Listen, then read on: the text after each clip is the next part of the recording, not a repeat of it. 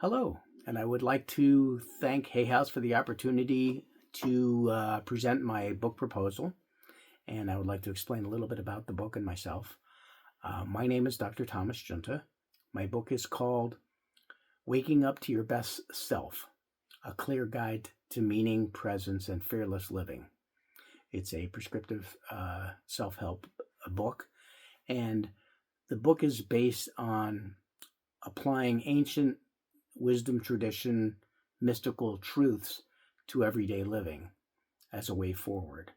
Um, by way of background, I'm semi retired, but I was a medical foot and ankle surgeon for over 40 years, also a mental health counselor and a longtime meditation practitioner. And I've taught meditation classes for decades. So, between my counseling clients, my meditation class students, and general medical practice, I've come to have an understanding of the underlying mental health issues that seem to be bothering people, the existential angst, so to speak, that uh, underlies much of the problems that we might see in current society. It all seems to be on the rise, I think, because of some of the changes that we've been seeing in society between politics being quite divisive, distrust of not only governmental institutions, but also religious institutions. And people seem to be angrier, more depressed, more anxious. There's a increase in the suicide rate and things that shouldn't be happening today. And my book is not like a quick fix like you would find on the self-help aisles of the bookstores, but mine offers more of a deep solution. I think if people could understand who they are on deep level and why they're here, uh, they start to develop some true meaning of what their life's all about.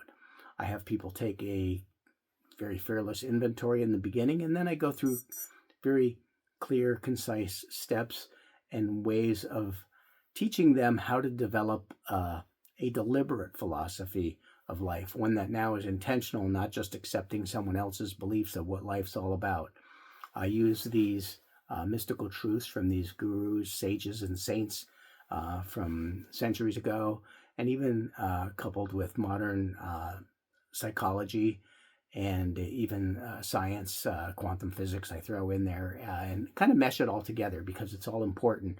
But I do it in a very concise fashion, orderly, and allow people to see how it plays out as they develop this philosophy of life moving forward.